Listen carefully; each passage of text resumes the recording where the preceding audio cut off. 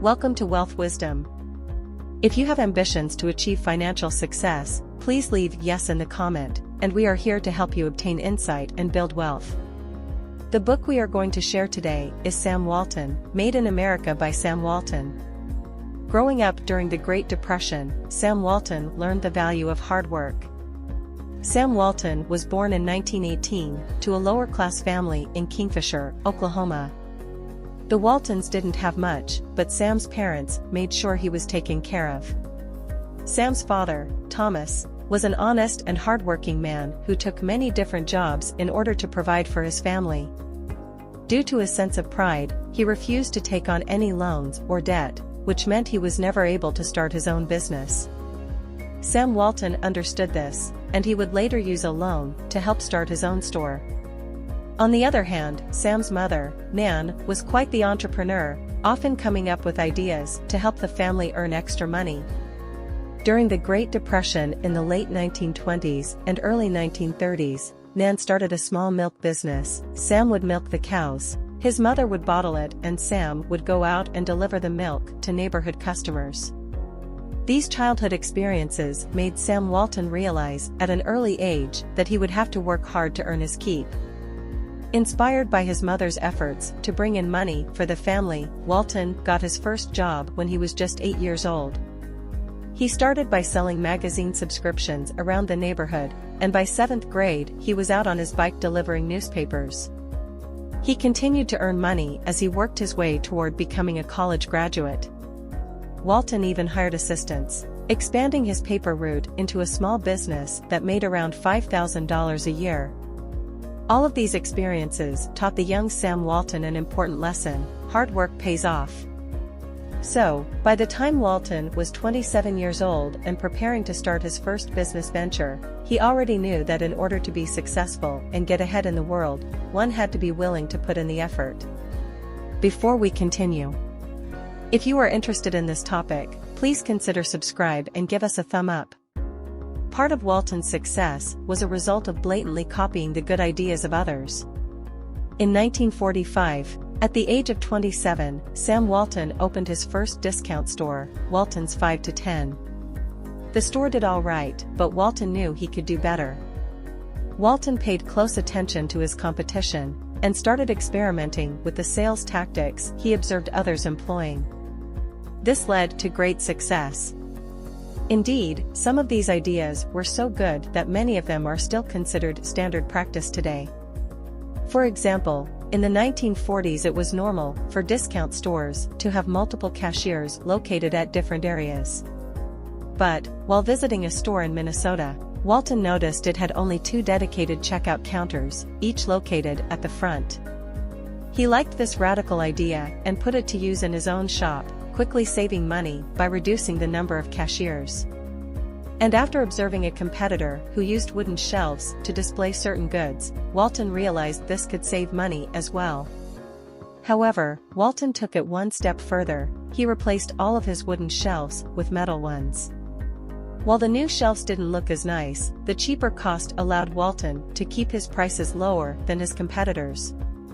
Even after he found success, Walton never stopped copying good business ideas whenever he saw them. When he visited a supplier in 1975, Walton noticed how the staff would get together before the day began and perform a company cheer. Walton could see how this activity visibly boosted worker morale. So, upon his return to the States, he implemented his own Wal-Mart cheer at the flagship store in Bentonville, Arkansas. Wal-Mart employees even performed the cheer for President George H.W. Bush when he visited one of their stores. Walton could proudly tell from the look on the president's face that he had never before seen such enthusiasm from a group of staff.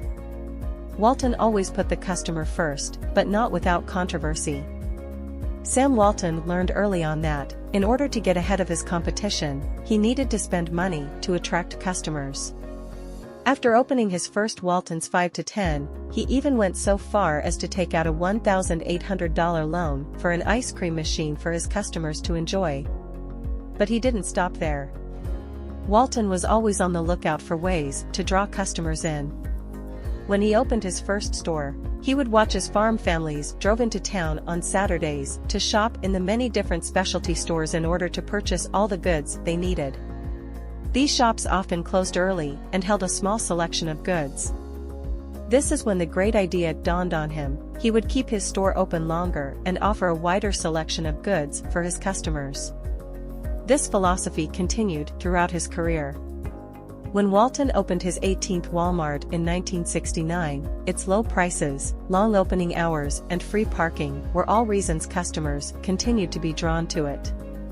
Despite this appeal, Walton took a lot of flack over the years for practices that many people viewed as harmful to small business. But, as Walton saw it, it wasn't his fault that local competition is put out of business when a Wal-Mart comes to town. After all, the customers are free to choose where to shop, and if they choose Wal-Mart, it must be because they feel their needs are better met there than at local stores. In fact, Walton believed that his customer-first philosophy has helped local businesses. For example, in Wheat Ridge, Colorado, the owner of a local paint store came into a recently opened Wal-Mart to thank the store's manager. It turned out that the Wal-Mart paint department had been recommending her store to customers who couldn't find what they needed at Wal-Mart. To Walton, this example shows that Wal-Mart cares for its clients so much that they're willing to sacrifice potential business to make sure customers are satisfied. This is the customer-centric approach Walton would continue to take throughout his career. Other big retailers didn't scare Walton. He recognized that competition only made Wal-Mart stronger. Sam Walton's business philosophy raises the question, why avoid competition when you can thrive on it instead? Indeed, observing the competition is what enabled Walton to come up with innovative sales strategies. Take the area of promotional strategies, for example. In the early 1970s, Wal-Mart opened a new store in direct competition with the town's Kmart. At this time, Kmart operated around 1,500 stores and Wal-Mart only had 150, so Walton knew they'd need a brilliant idea in order to attract customers. So, the store manager, Phil, decided to build a huge promotional display featuring a $1 off sale on Tide laundry detergent. To pull this off, however, Phil needed to order a ridiculous amount of the product, 3,500 cases, which, when displayed together, measured 12 by 100 feet. When Walton got wind of this, he thought Phil had lost his mind. Considering the potential benefit, though, Walton came around and ultimately embraced the idea. And it worked. The innovative promotion grabbed people's attention and turned out to be a huge success. Walton admitted that without Kmart to compete with, they wouldn't have thought to stage such a huge promotion. And these strategies are still part of their business practice to this day. This kind of competition also benefits the customers. In 1977, a Wal-Mart in Little Rock, Arkansas, began to face fierce competition from a nearby Kmart that had just opened. The Kmart was cutting prices so drastically that Walton was forced to take action. He told the manager to make sure that everything in their store was as cheap as, if not cheaper than, the items in Kmart. At the height of this showdown, the price of toothpaste reached an extreme low of 6 cents. But Walton didn't flinch, and eventually Kmart backed off and gave up trying to beat Wal-Mart's prices. This experience taught Walton an important lesson. Upon the arrival of a big competitor, Wal-Mart prices had to be as low as possible so that customers would remain satisfied. Although it took time, Walton eventually began to value his employees, turning them into associates. As we've seen in the previous chapters, Sam Walton always recognized the value of his customers. But this wasn't always the case with his employees. For a long time, Walton was very tight-fisted, a result of his humble upbringing. Unfortunately, this meant that he didn't always pay his employees as much as they deserved. In 1955, for instance, Walton received a call from Charlie Baum, a store manager, who informed him that he'd raised his clerks' pay from 50 to 75 cents per hour. Even back then, these were pretty pitiful wages, but Walton admits that this didn't get in the way of his stinginess. Walton told Charlie to revoke the raises, since his store hadn't yet hit Walton's goal of a 6% profit margin. But Walton changed his ways after a visit to England in 1971. Walton reconsidered his relationship to Wal-Mart's non-managerial staff when he came across a sign for an English store that listed the name of the company as Lewis Company, J.M. Lewis Partnership. And underneath the sign was a list of all the associates that worked there. This got Walton thinking about his own company. Wouldn't it be great if Wal-Mart could work in partnership with its associates instead of simply managing its employees? Walton quickly set his idea into action. Once he returned from the trip, he announced that employees would now be called associates. But Walton also knew that actions speak louder than words. So he started a profit-sharing plan for the new associates that included stock options or cash bonuses, allowing everyone to benefit from Wal-Mart's success. Walton knew how to celebrate his successes and learn from his failures. Sam Walton never slowed during his career. When success arrived, he would celebrate it, using the momentum to keep moving forward. But he admits that he also made some mistakes along the way. One of his biggest mistakes almost cost him his company. In 1974, Wal-Mart was performing well, and Walton decided he might be able to enjoy an early retirement. So, Walton promoted one of his two executive vice presidents, Ron Mayer, to CEO. But this move ended up causing a lot of bad blood between him and Harold Arendt, the other vice president. As a result, the company split into two groups, one favoring Mayer, and the other one Arendt. Trouble was brewing, so, in 1976, Walton met with Mayer to admit that his early retirement was a mistake and to ask for his old job back. What happened then became known as the Saturday Massacre. Mayer, and dozens of other senior managers who supported him, left the company, and Wal-Mart's stock prices fell so low that Walton was unsure if he'd be able to salvage the company.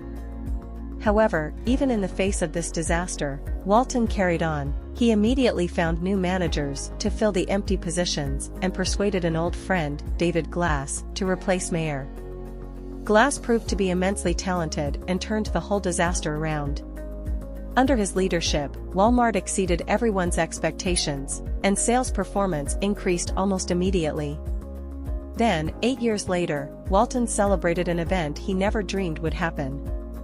In 1984, Wal-Mart reached a financial milestone, an 8% pre-tax profit. Walton had even made a bet with Glass that this would never happen.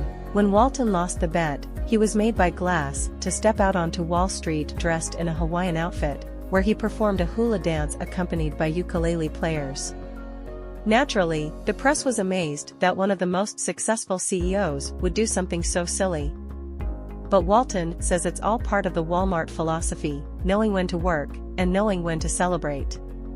Walton also recognized the importance of giving back to the community. As we've seen, Sam Walton had his fair share of critics. But when it comes to a lack of charitable donations, he believed the critics were misguided. Walton was a firm believer in the power of education, and he donated time and money to the cause. He recognized that the future workers of America must have the best education possible in order to succeed. Only thus equipped would they have the skills necessary to keep companies competitive in a rapidly changing marketplace. As of 1992, the Walton family had awarded around 70 university scholarships per year to children of Wal-Mart associates.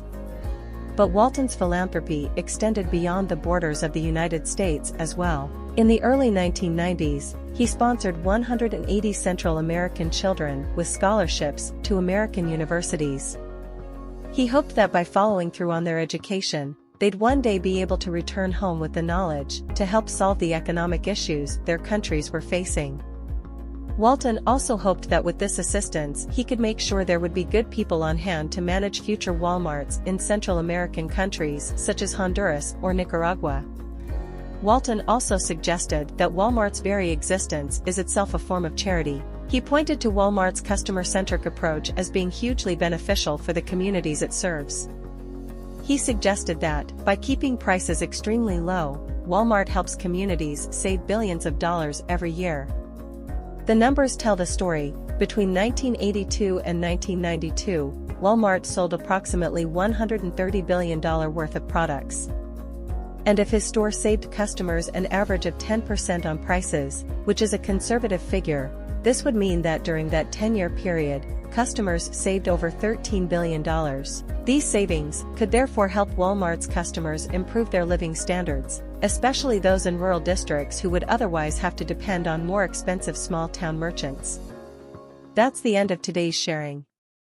If you like our content, please give us a thumb up and share it with your friends. See you next time.